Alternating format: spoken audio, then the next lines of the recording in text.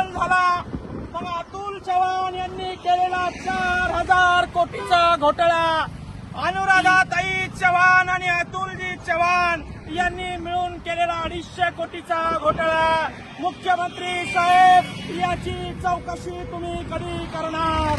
अरे गडगंज संपत्ती कमावणारे हे आमदार लोक, गडगंज संपत्ती कमावणारे हे अधिकारी, अतुलजी चव्हाण सारखे अधिकारी आज माझ्या पाठीवर शेतकऱ्याचं ओझं आहे. आपण बघू शकता, शेतकऱ्याच्या खांद्यावरचं कर्ज घेऊन या ठिकाणी आम्ही निघालेलो आहे. शेतकरी दाखवणार